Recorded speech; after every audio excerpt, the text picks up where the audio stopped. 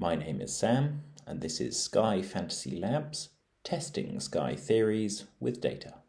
Hi guys, and welcome to Sky Fantasy Football, a data-based beginner's guide.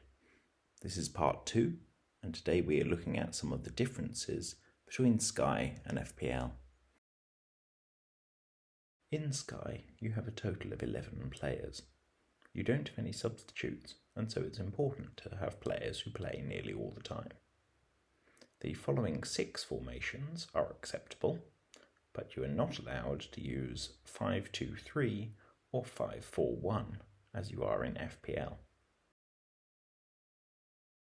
In Sky, there are no price changes.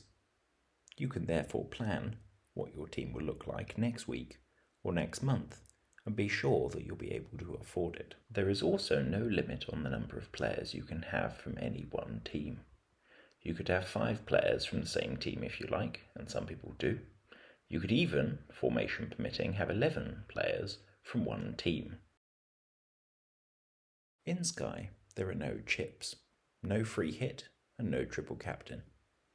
Instead, there are overhauls, which are much like wildcards that happen at a fixed point for all players throughout the season, much like the World Cup wildcard for FPL. In Sky, you have a fixed total number of transfers. In 2023, it was 50.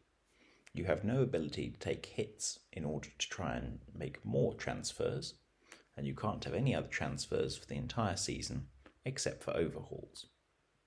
There is no rush to use transfers early, as you can make up to 5 transfers per week. It is very common to not use many transfers in the first few weeks. In Sky, you have captaincy every day that a Premier League match is played. This means that your player will score double points, and so it's important to have a captain available to play each day.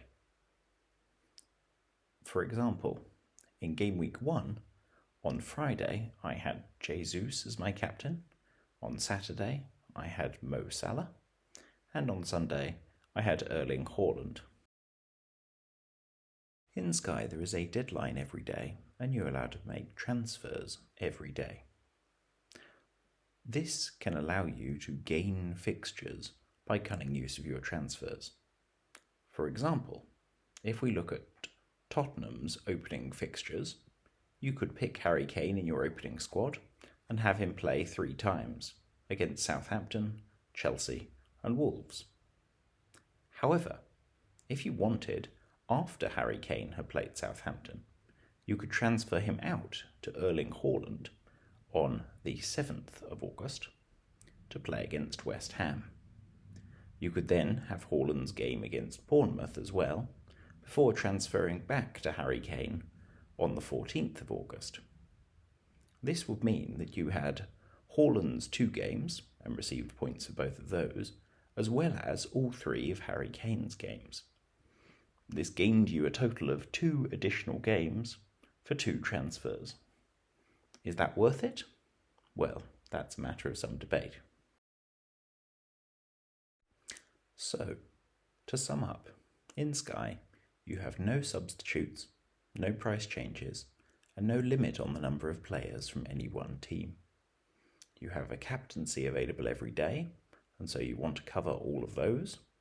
And you have transfers available every day, which you will only want to use if you gain a fixture. Next up, part 3, the scoring system of Sky, and how we can use it to our advantage.